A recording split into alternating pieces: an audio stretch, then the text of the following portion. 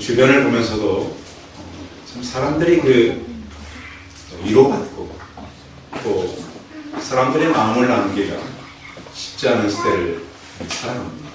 그래서 오늘 말씀은 사실 성도들을 위한 것도 있지만 제 마음을 표현한 것입니다. 내 백성을 위로하라. 프랑스의 시인인 장 유시팽이라는 사람이 쓴 글이 있습니다. 어머니의 심장이라고 하는 거거든요. 한 소녀를 사랑하는 젊은이가 있었습니다. 누가 그를 비웃었습니다. 당신은 두려워한다.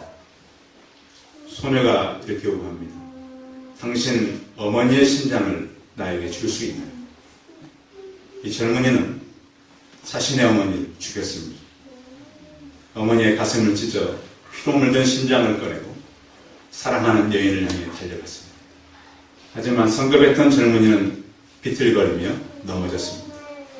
심장은 바닥을 부르며 애처로운 소리를 냈습니다. 그리고 심장이 부드러운 소리로 말합니다. 사랑하는 나들아, 다치지는 않습니다. 어머니와 이 자녀의 끈은 굉장히 강력하다 그럽니다. 최근 발표된 연구에 의하면 어머니와 아이의 사이는 물질적인 연결도 있지만 이 태아로부터 임신 직후에 이 산모로부터 이어지는 정신적, 물질적 혈압은 남다르다고 합니다. 최근 연구에 의하면 여성은 자신의 어머니 세포와 자녀 세포를 모두 간직하고 있다고 합니다. 그래서 심지어는 할머니 세포와 여성의 아기 세포가 서로 경쟁을 벌이는 경우도 있다고 합니다. 그래서 모성애는 더욱 강한 것입니다. 성경에 보면 교회는 에클레시아라고 되어 있습니다. 그런데 이 명사는 여성 명사입니다. 교회는 왜 여성 명사를 성경은 사용했을까요?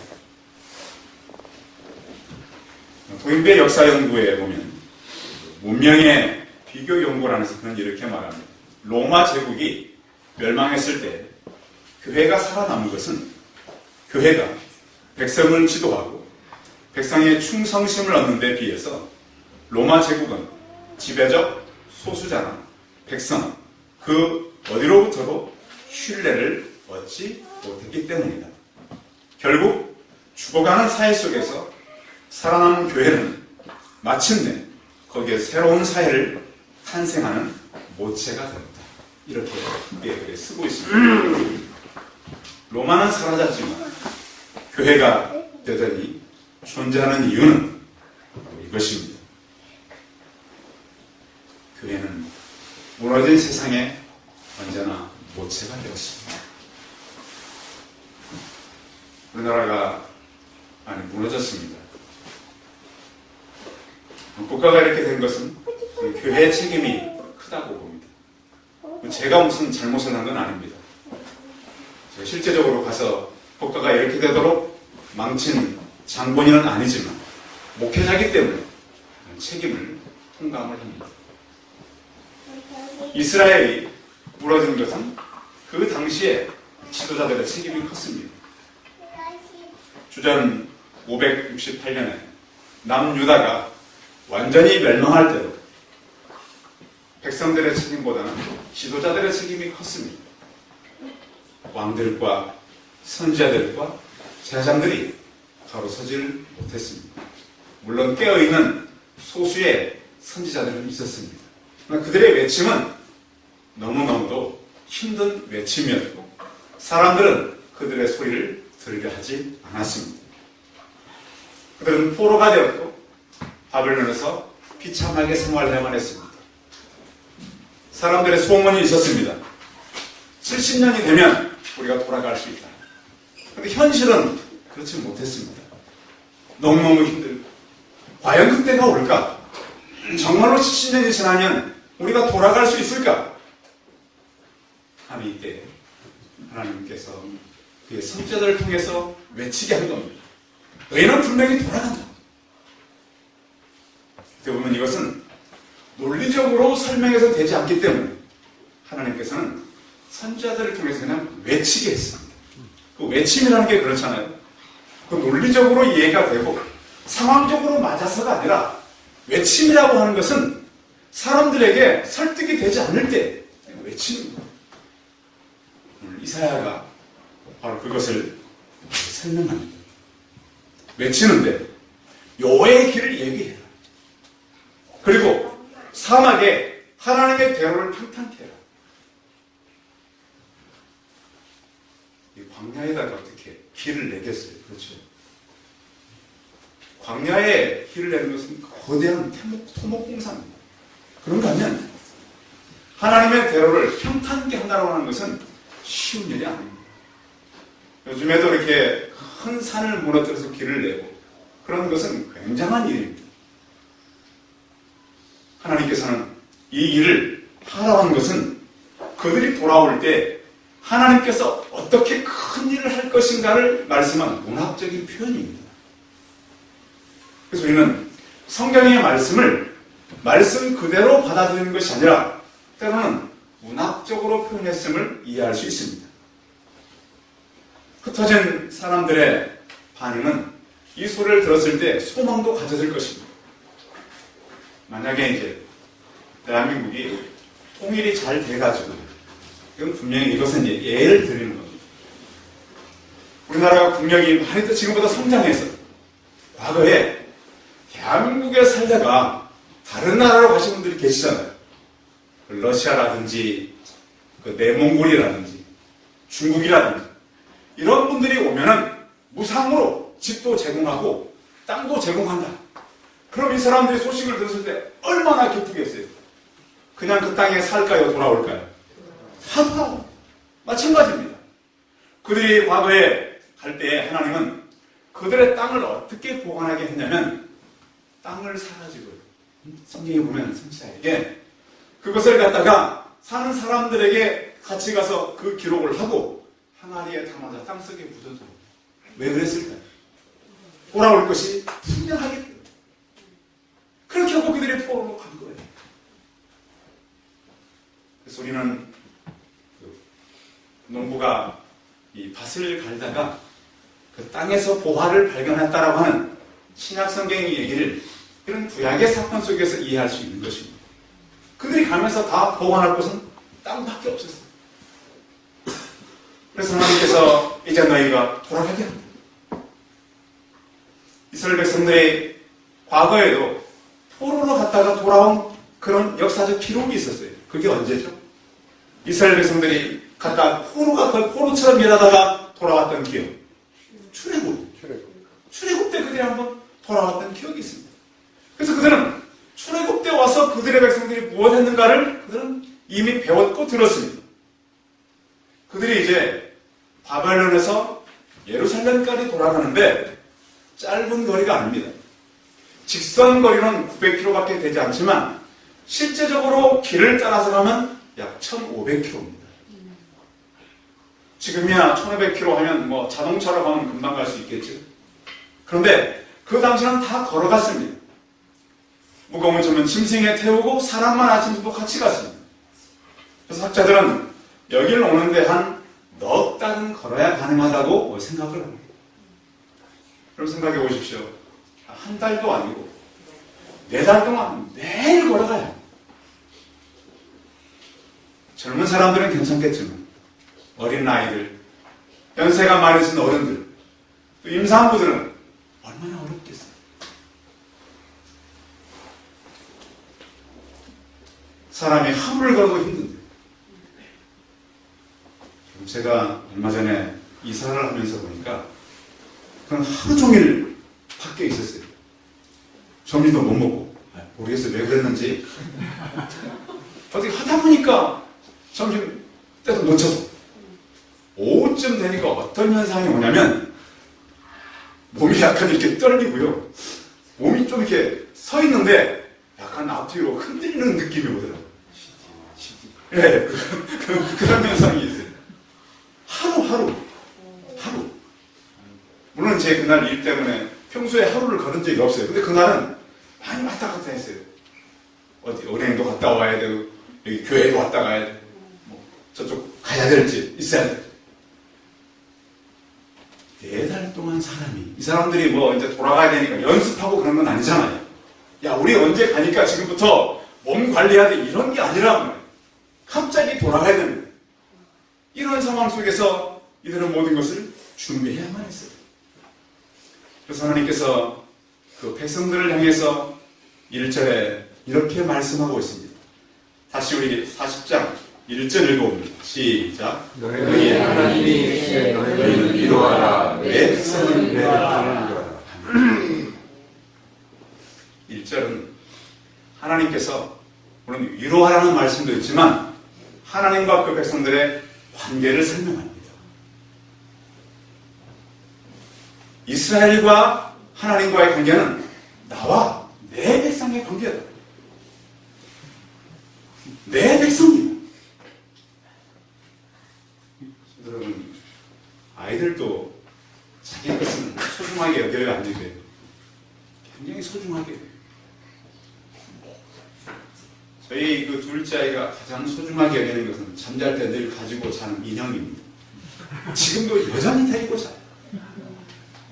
그래서 그 녀석을 가장 화나게 하는 것은 그 인형을 갖다 감추거나 그 인형을 갖다가 어디다 두는 거예요. 그럼 그게 없으면 난리가 나요. 그래서 제가 보기엔 별로 예쁘지도 않아요. 이상하게 생각해요. 왜 그럴까요? 내 거라는 거예요. 그건 아무도 분명히 그 살 때 제가 보니까 자기 돈 주고 산 것 같지는 않거든요. 분명히 옆에 누구의 도움을 받아 산 것 같은데 내 거. 하나님과 이스라엘 백성의 관계가 바로 그겁니다. 아무도 그를 빼앗을 수 없어요. 아무도 그를 건드릴 수 없어요. 내 소유, 내 백성, 내가 사는 것이 바로 이스라엘 백성들입니다. 근데 성경에 보면요, 이사야서의 39장까지는 하나님이 그렇게 이스라엘 백성들을 괴롭히는 분으로 나타나요. 내 백성의 관계가 아니라 그냥 하나님과 이스라엘의 관계는 심판의 하나님, 무서운 하나님, 벌만 주시는 하나님. 그런데 하나님께서 이제는 내가 너희에게 이렇게 대하겠다. 2절입니다. 같이 읽어봐요. 2절 시작. 너희는 예루살렘을 마음에 들어가라. 그것을 외치라. 그 노예의 때가 끝났고 그 죄악이 사함을 받았느니라. 그의 모든 말미암아 여호와의 손에서 너를 하나 받았느니라 할지니라. 이 얘기를 하되, 2절 서두에 보면 너희는 예루살렘에 말을 하되 무엇에 사토록 말하라 그럽니까? 이 표현이 굉장히 하나님의 사람적인 표현입니다. 말을 하되 뭐에 닿도록? 마음에 닿도록. 그냥 말하는 것과 마음에 담겨진 얘기는 같아요, 달라요? 같이 얘기해요. 설교도 그렇잖아요. 아유, 목사님이 준비도 안 하고 하는구나. 저도 알고 여러분들도 알아요. 그런데 저희 얘기는 정말로 신실한 얘기. 사람도 그렇잖아. 그렇게 하나님, 내가 너희에게 하는 얘기는 마음을 담아서 해라. 이스라엘 백성들에게 정말 진정성을 가지고 말해라. 뭐라고 말하냐? 심판이 끝났다. 노역의 때가 끝났다. 노역의 때라고 하는 것은 이제 너희들이 나로부터 잘못해서 70년 포로 생활을 했는데 이제 그것이 끝났다. 죄를 지면 사람이 어디를 가죠, 요즘에? 감옥에 갑니다. 그러면 그 사람을 계속 감옥에 가둡니까? 처음에 죄를 지은 만큼 하고 내보냅니까? 그렇죠. 죄를 지은 만큼만 해도 아무리 죄수가 살고 싶다 그래도 못 있게 해요. 나 그 교도소가 너무 정들어가지고 여기 뭐 따뜻하고 뭐 방도 마음에 들고 교도관들도 너무 친절해서 이 사람한테 살겠습니다. 그러면 그래 뭐 그러지 뭐 하고 내버려 두는 게 아니에요. 어떻게 합니까? 그럽니다. 가차 없이 당신은 나갑니다. 보냅니다. 하나님께서 말씀한 것처럼 이제는 너희가 포로의 때가 끝났고 너희가 죄를 지은 만큼 내가 충분히 복역했다. 이제는 너희가 이 모든 것에서 벗어났다. 그래서 이제 구속사적인 관점에서 말을 얘기하냐면 죄로부터 해방을 얘기합니다. 전에 우리는 죄와 가까웠습니다. 죄와 친절했습니다. 그럼 이제는 예수님께서 죄와 우리를 이별하게 했습니다. 너희는 더 이상 죄와 함께 살 수 없다. 죄에서 너희는 나가야 된다. 이렇게 선포하는 것입니다. 우리는 그래서 죄와 세상과 마귀로부터 모든 관계가 끝났음을 선포하시기 바랍니다. 하나님께서는 그래서 우리에게 다가오셔서 이사야 41장 10절은 이렇게 선포합니다. 두려워하지 말라. 내가 너와 함께하리라. 놀라지 말라. 나는 내 하나님이 됩니다. 내가 너를 굳세게 하리라. 참으로 너를 도와주리라. 참으로 나의 의로운 오른손으로 너를 붙들리라. 성도 여러분, 우리를 붙드시는 하나님을 의지하시기 바랍니다. 우리는 죄가 용서되고 죄로부터 자유함을 누릴 수 있다. 이렇게 선포해 주신 것입니다. 그러면서 이제 너희가 준비를 해야 된다. 하나님의 길을 예비해야 된다. 그 예비함을 이렇게 설명하고 있습니다. 3절입니다. 같이 읽어봅니다. 시작. 너희는 방에서 여호와의 길을 예비하라. 사막에서 하나님의 예를 평탄하게 하라. 아멘. 이제 내가 새 길을 열겠다.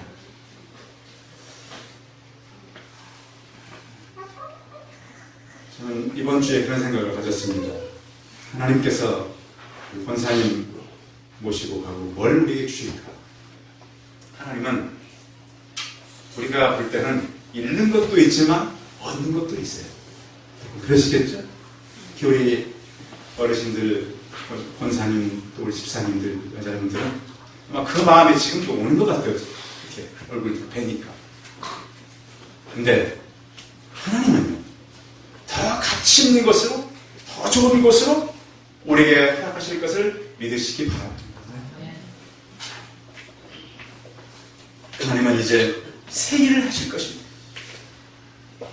내가 할 일은 뭐냐? 이사야 43장 18절에 보면 너희는 이전 일을 기억하지 말며 옛날 일을 생각하지 말라 그랬습니다. 과거를 잊어. 보라 내가 새 일을 행하리니 이제 나타낼 것이라. 하나님은 새 일을 행하시는 하나님. 이 백성은 내가 나를 위하여 지었나니 나를 찬송하게 하려 함이니라. 그래서 하나님께서는 그의 백성을 하나님을 위해 지었고 하나님을 찬송하기 위해서 우리 땅에 보내신 것입니다. 우리 성도들의 입술에 하나님의 찬송함이 있기를 바랍니다.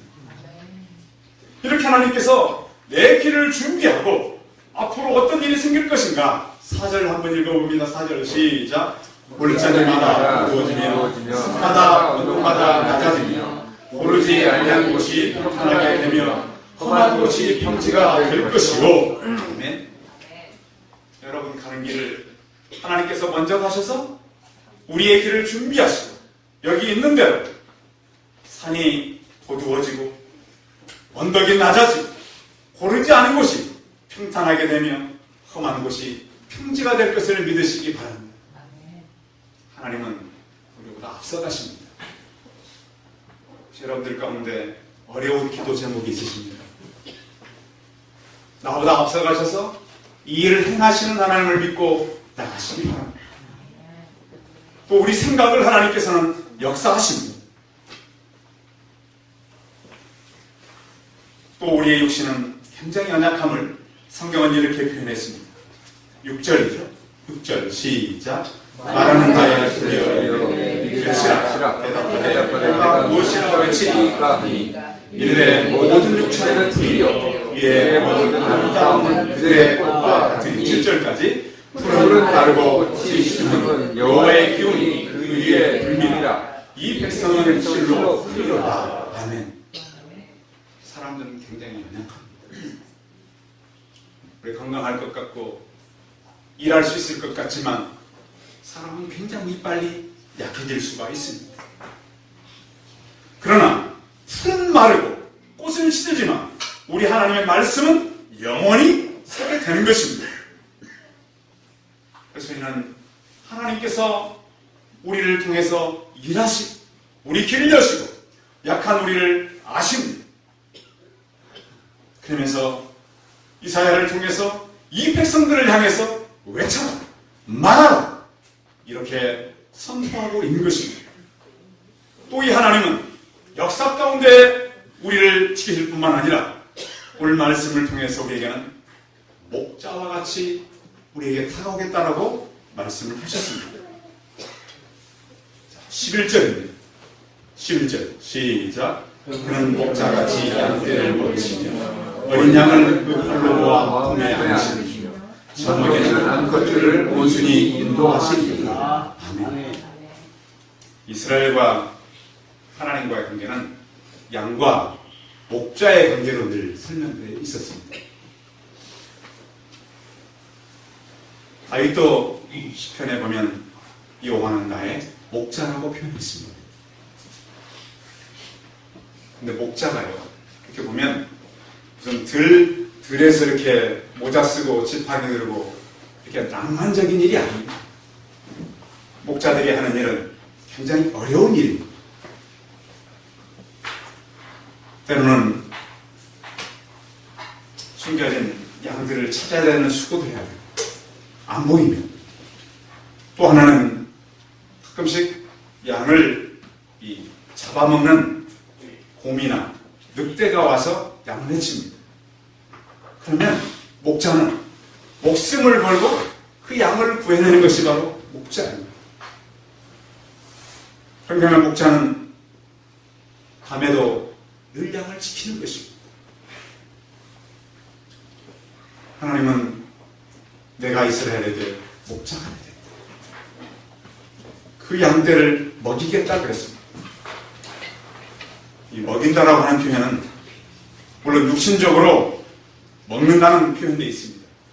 그런데 영적인 양식을 공급해서 우리를 살려주겠다는 그런 표현을 같이 가지고 있습니다.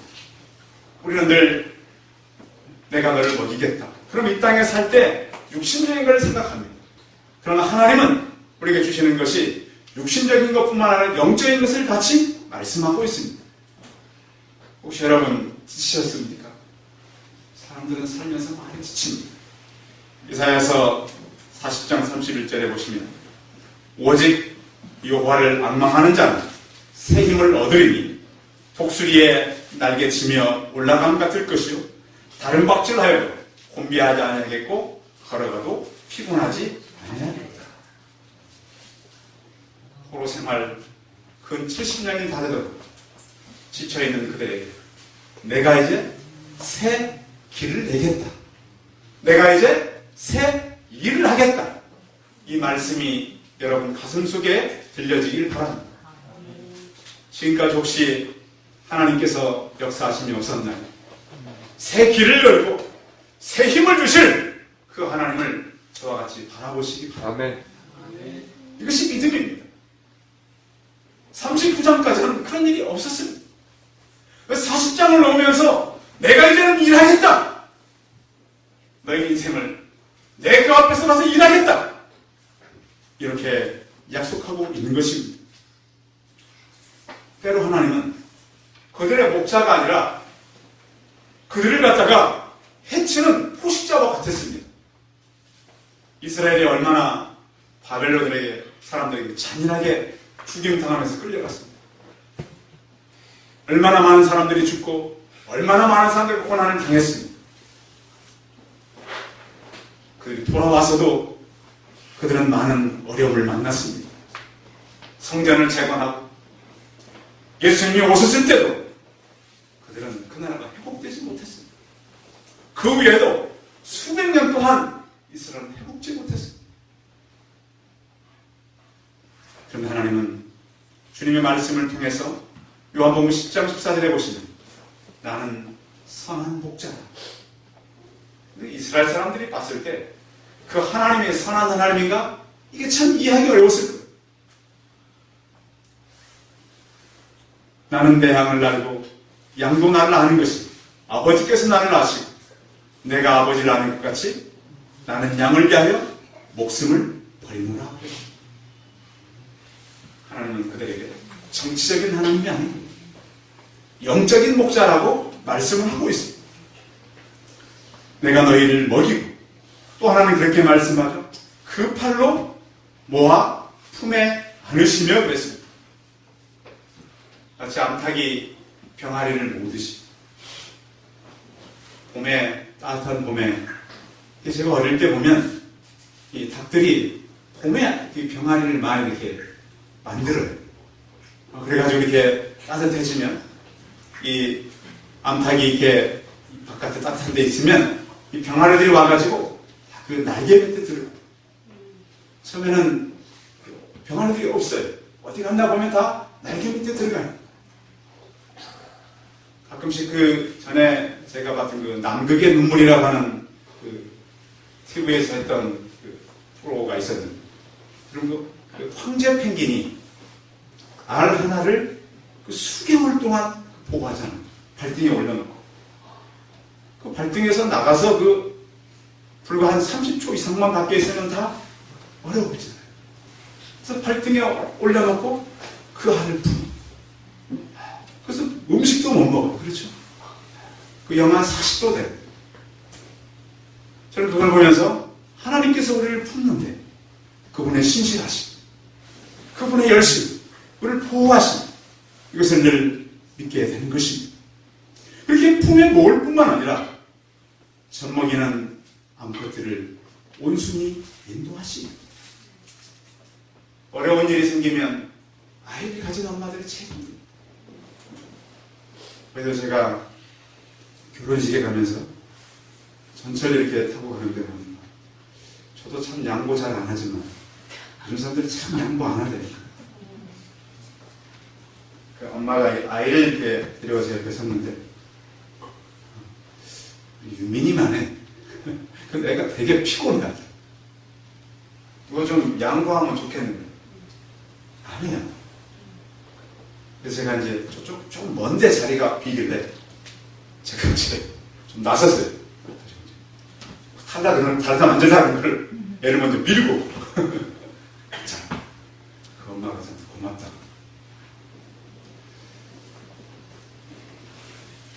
이 좀 어려움이 생기면 사실 힘든 거는 아이들을 키우는 엄마입니다. 또 아이를 가진 엄마. 우리 시대가 보면은 그런 어떻게 보면 가정이잖아 사실. 사실 가정이라고 봅니다. 하나님께서 그러잖아요. 젖먹이는 암컷들을 온순히 인도하시고 하나님은 그의 아름다움으로 인도하실 것입니다. 여러분 자녀 키우시고 또 가정에서 어려움이 있고 힘든 일이 있다면 하나님께서 오늘 이사야에게 내 백성 이루라. 너희들의 수고가 이제 끝난다. 그리고 내가 이제 길을 예비해. 마음 가운데 준비해. 내가 생기를 내고 책임을 너에게 부어주겠다. 지치고 힘들었다면 그 하나님 기대하시기 바랍니다. 하나님만이 우리의 목자입니다. 여러분 마음 가운데 그 목자를 잊어버리지 마라. 사람 의지할 것 없습니다. 하나님 의지하시고 우리 이루어하시는 그 하나님을 바라보는 저와 우리 성도들이 다 되시기 바랍니다. 살아계신 하나님, 저는 한 주간을 우리가 보내면서 우리 마음 가운데 위로받기를 원했습니다. 힘든 고역의 시대를 살아가는 어렵게 살았던 이스라엘에게 내 백성을 인도하라고 말씀하신 하나님, 그들에게 그들의 마음을 얘기하라고 말씀하신 하나님, 하나님 이제 하나님께서 우리 가운데 새 길을 여시고 새 힘을 주실 하나님을 의지케 하여 주시옵소서. 그들의 마음이 지쳐있고 힘들었다면 하나님 그 가슴을 어루만져 주시옵소서. 공부하는 학생들, 어린 아이들 보호하시고 가정에서 아이들을 키우는 주부들 하나님 도와 주시옵소서. 주님께서 내가 그들을 인도할 때 젖먹이는 암컷들을 온순히 인도하시겠다고 약속하셨습니다. 우리를 푸른 초장과 맑은 시냇물로 이끄시는 목자 되신 하나님도 하시고 우리 잃었던 평안을 회복하게 하여 주시옵소서. 주 예수 그리스도의 이름으로 기도하였습니다. 아멘.